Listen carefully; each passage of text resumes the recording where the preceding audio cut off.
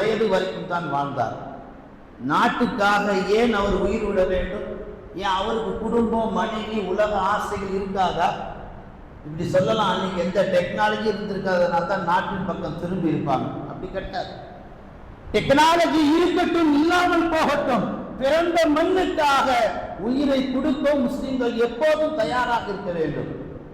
பார்த்தவர்களே, வரலாற்று முழுக்க வேண்டும் நாட்டு பற்றி என்று நாம் பார்க்கிற பொழுது நிறைய செய்திகள் கொட்டி கிடக்கின்றன. இறுதியாக ஒரு இஸ்லாமியன், ஒரு முஸ்லிம் இந்தியாவில் வாழுகிறான். இந்த நாட்டுக்காக அவன் என்ன செய்ய வேண்டும் என்ற ஒரு கேள்வி எழுப்பினால் 4 விதமான செயல்கள் ஒரு முஸ்லிம், இந்திய முஸ்லிமாக எப்பொழுதும் வாழ வேண்டும். முதல் செய்தி, நாட்டின் மீது, நாட்டின் சட்டத்திட்டங்கள் மீது ஒரு முஸ்லிம் எப்பொழுதும் மதிக்க வேண்டும். நாட்டை மதிக்கணும், நாட்டின் சட்டத்திட்டங்களை மதிக்கணும். நம்ம ஆளுங்க சிக்னலையே மதிக்கிறது இல்லை. இப்படி பூந்து அப்படி பூந்து சமயங்கள்ல எப்படி வேணாலும் என்ன செய்யணும், சட்டங்களை நம்ம இஷ்டத்துக்கு வளர்ச்சிக்கிறோம். ஒரு இந்திய முஸ்லீமாக பற்று வர வேண்டும் என்றால் நாட்டின் சட்டத்திட்டங்களை நாம் மதிக்க வேண்டும். இரண்டாவது, ஒரு முஸ்லீம் நாட்டில் அமைதியும் மத நல்லிணக்கத்தையும் எப்பொழுதுமே பேணி பாதுகாக்க வேண்டும். ஒரு இந்திய முஸ்லிம் மூன்றாவதாக கல்வியிலும் பொருளாதாரம் என்று வருகிற பொழுது தங்களுடைய பங்களிப்பை கொட்டி தர வேண்டும். ஒரு சமுதாயம் படித்தால் தான் முன்னேறும் என்றால் அந்த சமுதாயத்திற்கு முஸ்லிம்களாக இருக்கக்கூடிய செல்வந்தங்கள் பொருளாதாரத்திற்கு, கல்விக்கு தாராளமாக கொடைகளை வழங்க வேண்டும், பங்களிப்புகளை தர வேண்டும். நம்ம நாட்டுக்கு வழக்கறிஞர்கள் தேவை, மருத்துவர்கள் தேவை, இன்ஜினியர்கள் தேவை, அறிவாளிகள் தேவை. இவர்களெல்லாம் தேவை என்று பற்றாக்குறை வருகின்ற பொழுது அந்த படிப்பு சார்ந்த செலவினங்களுக்கு நம் இஸ்லாமிய முஸ்லிம்கள் செலவு செய்ய வேண்டும். நான்காவதாக, ஒரு இஸ்லாமியன் நாட்டின் ஜனநாயக உரிமையை பயன்படுத்தி நாட்டுக்கு எப்பொழுதும் நல்லது செய்வதற்கு முனைப்பாக செயல்பட வேண்டும். இந்த 4 கட்டளைகளில் ஒரு இந்திய முஸ்லிம் வாழும் காலமெல்லாம் இந்தியாவில் நீ எந்த மாநிலத்தில் வாழ்ந்தாலும் இதை நீ பின்பற்ற வேண்டும். நான் ஆரம்பத்தில் சொன்னதை போன்று ஒரு இந்திய முஸ்லிம் தமிழகத்தில் எப்போது வேண்டுமானாலும், எங்கு வேண்டுமானாலும் போகலாம், அத்த ராத்திரியிலும் போகலாம். அதர் ஸ்டேட்டுக்கு நம்மளால தொப்பி தாடியோடு போயிட்டு ரிட்டர்ன் சேஃபாக வரவே முடியாது. இதில் நாளைக்கு ஆகஸ்ட் 15 என்று இந்தியாவில் உள்ள 29 மாநிலங்களில் கொடியேற்றி என்ன பிரயோஜனம்? நான் அதை அவமதிப்பதற்காக சொல்லவில்லை.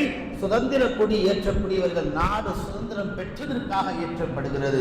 இங்கு ட்ரெயினில் பயணிப்பவர்கள், பஸ்ஸில் பயணிப்பவர்கள் ஒரு இந்திய முஸ்லிமுக்கு பாதுகாப்பு இல்லை என்று சொன்னால் அந்த கொடி ஏற்றக்கூடியவர்களுடைய உள்ளங்களில், அந்த நாட்டு மக்களுடைய உள்ளங்களில், இந்த ஜும்மாவிலே வேண்டும் நாட்டு பற்று என்ற தலைப்பை ஒட்டி அல்லாஹ் குர்ஆனிலே சொல்வார், இன்னல்லாஹ் லா யுகையிரு மா பி கௌமி அன்ஃபுஸிஹிம். ஒரு சமுதாயம் தானாக உருவாகிவிட்டால் அந்த சமுதாயத்தை நான் உருவாக்க மாட்டேன் என்று அல்லாஹ் சொல்லுகிறான். நாட்டின் மீது பற்று வர வேண்டும் என்றால் வரலாறுகளை பேச வேண்டும், வரலாறுகளை கேட்க வேண்டும். அல்லாஹ் சொல்லுகிறான், நீயா நான் உருவாக்க மாட்டேன் அல்லாஹ். இந்த ஜும்மாவை ஒட்டி வேண்டும் நாட்டு பற்று, நாயகத்தின் நட்பு. இன்றைக்கு மகரிபோடு ரபீல் அவல் பிறை பிறக்கிறது.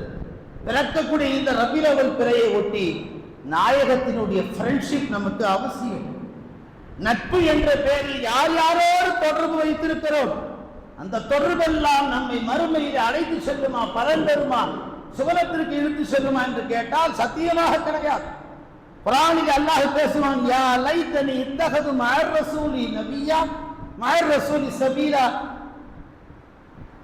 ஓ கைசேதமே, இந்த தூதரோடு உலகத்தில் நான் வாழுகிற பொழுது இந்த தூதரோடு ஒரு தொடர்பை நான் ஏற்படுத்தியிருக்க கொள்ளக்கூடாதா, ஒரு நட்பு வைத்திருக்க கூடாதா என்று மறுமையில் மனிதன் புலம்புவான் என்று அல்லாஹ் குர்ஆனிலே பேசுகிறார்.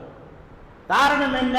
இந்த ஆயத்திற்கு விளக்கம் தரக்கூடிய முஃபஸ்ஸிரீன்கள் சொல்லுவார்கள், நபியோடு ஒரு தொடர்பு ஏற்படுத்தக்கூடிய அடிப்படை பின்னணி நபியின் மீது அன்பு வைக்க வேண்டும், நபியை நேசிக்க வேண்டும், நபியை காதலிக்க வேண்டும், நபி வாழ்க்கையை பின்பற்ற வேண்டும்.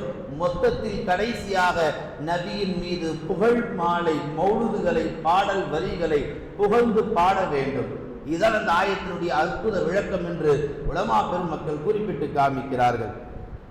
நிறைய பேர் சொல்லுவாங்க, எல்லாம் ஓகே, அன்பு பாசம், ஆனால் கடைசியா ஒன்று சொன்னீங்க பாருங்க, புகழ் மாலை, அங்கதான் கொஞ்சம் இடிக்குது, அது ஷிர்க்குன்னுவாங்க. நபியை புகழுவதனால் ஷிர்க் என்பது எந்த காலத்திலும் ஏற்றுக்கொள்ளப்படாது. அந்த ஷம்சுன் அந்த பதுருன், நபியே, நீங்கள் சூரியனை